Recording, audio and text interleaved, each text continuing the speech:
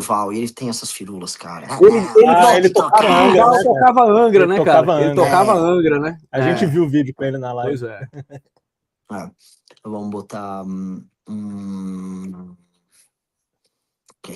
fechar assim. É muito clichê botar Beatles, mas assim. Tem que colocar. Obrigado. Nirvana eu adoro também. Nirvana me marcou, foi uma das primeiras bandas de infância. Vamos chamar ele pra sua banda, embaixador. A referência tá boa, né? Pois é, né? Pois é, pô, se eu fosse colocar Beatles, eu colocaria os Beach Boys também, porque os Beach Boys, eles têm do caralho. Eles têm uma parada. Você acha que é uma janela? O Beach Boys é uma janela? Uma janela cara, que eles produziram? Na verdade, bom, eu não sei se tu sabe, né? Mas eu toco com o Sean Lennon, o filho do John Lennon. Sim. E aí uma das primeiras conversas que a gente teve foi justamente sobre o Beach Boys. E ele me falou que o Pet Sounds foi o disco que fez com que os Beatles repensassem o que eles estavam fazendo. Sim. E que eles dissessem, velho, a gente tem que step up our game, assim, né? Tipo, tem que dar um xalalá, porque né, ficar só no iê, não, isso aí não vai dar. O Pet Sounds é foda, né? Tipo, ele é uma janela, mas ele é uma janela para um negócio. Poucas pessoas usam os acordes de Brian Wilson. Versado, né? Homem versado. Pois é. Pois bem, bom, Renan, a gente, né, aqui a gente conhece o MBL desde o início ali, quando foi surgindo na internet, a gente, né, sempre acompanhava essa parada mais libertária, esse negócio de menos Marx, mais Mises, né, essa parada de liberdade econômica, que foi o que pegou, acho que todo mundo foi meio que pego por isso aí antes, né, embaixador? Esse era o discurso que, porra, era interessante, mudava alguma coisa, mas eu não precisava mudar muito na minha vida, né? É diferente de quando eu me converti ao catolicismo, que aí, tipo, um monte de coisa teve que ser mudada, eu digo, porra, fudeu, né? Mas esse lance das ideias da liberdade, né, era o que pairava ali pelo lado. E, né, a gente viu um monte de gente se candidatando e você não saía como candidato, né? E a gente se perguntava se era porque você queria ficar mais ali nos bastidores ou se era porque é um negócio que você queria ficar mais ali na estratégia. Mas agora, pelo que vimos, né, você pré-candidato à presidência do Brasil. Você estava aguardando esse tempo todo para essa candidatura ou teve algo que mudou que tipo meio que te forçou a mão? Eu nunca tive muita vontade de ser candidato, para ser justo, e eu não gosto de estar na posição de candidato. Candidato, em geral, faz muita média, eu não gosto muito de fazer média. Não é que eu gosto muito da parte estratégica, venderam muito uma perspectiva minha que não é muito verdadeira, deu enquanto o Dirceu do MBL. Que é uma parada assim, eu li muita coisa sobre o Dirceu. Tem algumas similaridades no sentido de gestão de grupo e parte estratégica. Mas quando as pessoas falam de Dirceu, elas imaginam que é um cara, vamos dizer, por baixo, por detrás das cortinas, mexendo as peças e tal. E não é exatamente. O Dirceu sempre se expôs bastante, concorreu para deputado também. Eu vejo o MBL como uma atividade muito criativa. E se você fizer uma leitura histórica do MBL como um grupo muito criativo e teimoso no processo criativo dele, dado que ele foi fundado pelo Pedro Deirô, que era um músico, um dos caras que era do bonde do rolê. Meu irmão que era cineasta e eu que era músico frustrado.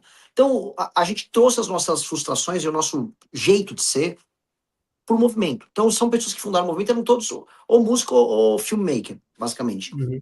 Então, a gente via o MBL, não só eu, mas especialmente eu, Pedro e meu irmão, que são as 3 pessoas que ficavam mais atrás, enquanto, por exemplo, o Kim, a época o Holiday, depois Arthur, Rubinho, etc., eles apareciam. Como, vamos dizer, uma atividade que ela era autoral, ela era criativa da nossa parte, ela era provocativa e, em certa medida, ela era lúdica. Então a gente gostava do MBL. O MBL até 2017 foi muito legal. E eu era um cara muito ligado a isso. Então, quando começou a ter as candidaturas, eu não tinha vontade. E quando o Holiday ganhou para vereador, eu comecei a ver aquele negócio de trabalho em comissão. Vai pra comissão disso, a comissão de saúde, aí você vai ter que fazer um relatório de não sei o quê. Eu falei, cara, isso não é para mim. Não tenho vontade. Não... E depois, quando o Kim ganhou para deputado federal, e ele gostava disso, eu falei, cara, você é um herói, porque eu não vejo graça nenhuma nisso. Então, eu não tinha vontade de ser deputado. Então, toda a nossa minha restrição com participar de eleições é porque o MBL só poderia participar de eleições pro legislativo, não pro executivo. Pro executivo você pode executar, você pode vir com propostas, você pode vir com, né, com mudanças de perspectiva, que é o que a gente gostava de fazer. No legislativo não, é uma coisa super limitada. Então, quando pintou, né, montamos o partido, até é engraçado porque no congresso do MBL do ano passado, a gente fez, vamos botar o Beraldo e o Arthur para debater, para ver qual dos dois é o pré-candidato a presidente. Eu nem era citado, mas como eu era uma espécie de uma liderança natural no processo, todo mundo falou, não, Renan, eu falei, então vambora, vai se fosse Renan, seja nosso candidato a deputado, eu com certeza não toparia.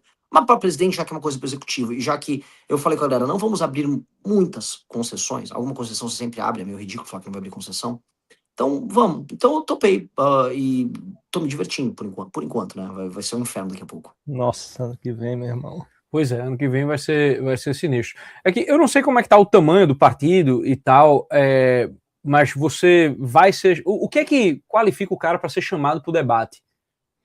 É porcentagem de intenção de voto, né? Porcentagem de intenção de voto nas pesquisas, Não, é ele que manja. É caótico isso, porque é o seguinte, em tese, se você tem pelo menos 5 parlamentares, isso inclui deputados e senadores, você tá, vamos dizer, não é que é qualificado, é obrigatório, é mandatório você estar no debate. Ou seja, uma rede de televisão não pode proibi-lo de participar do debate.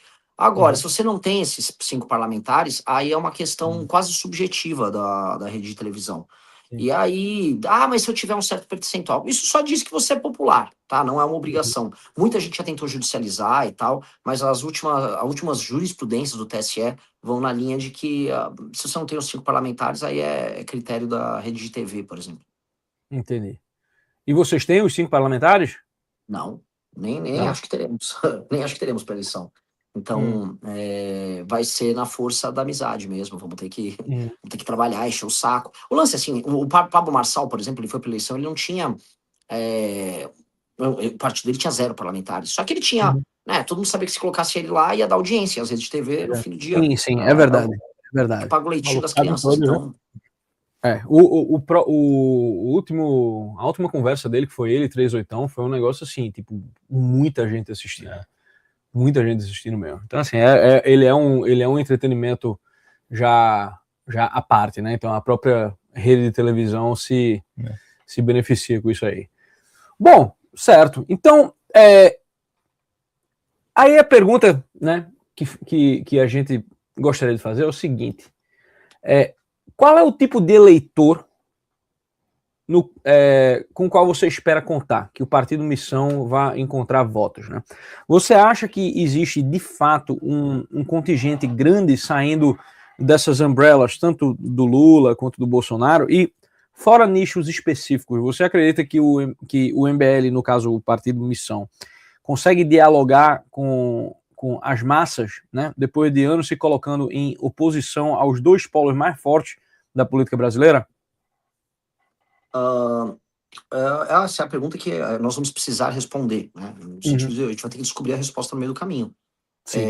Eu já sei com quem eu falo, né? A gente tem acesso a alguns trackings que estão rodando, e alguns tracks dão conta que no público de 16 a 24 anos eu apareço com mais de 15, variando de 13 a 17% nos cenários. Então o público jovem, especialmente o público masculino jovem, ele ouve muito a gente. E essa é justamente uma deficiência do bolsonarismo, que o bolsonarismo se tornou um movimento político, né, muito ligado a pessoas mais velhas. E, na verdade, pessoas mais velhas e muito feminino entre as pessoas mais velhas. Inclusive, isso pode explicar boa parte do estilo dos novos influenciadores do bolsonarismo. Uma coisa até talvez seja engraçada e divertida de falar disso aí mais tarde, mas o MBL, nesse sentido, como ele ficou muito ligado a homens jovens, e a agenda dele ficou muito ligada ao homem jovem, naturalmente nas pesquisas o homem jovem começa interessado. Só que a gente começa a ter aí as coisas diferentes que aparecem no caminho, que foi alguns insights que a gente teve e a gente percebeu que eles eram válidos e as pesquisas estão captando. Eu, por exemplo, a região que eu sou mais forte é o Nordeste. Simplesmente porque eu falo mais do Nordeste, bem melhor, assim, eu sou muito melhor no Nordeste do que no Sul. A região no Brasil que eu mais falo é Nordeste, eu tenho muitos vídeos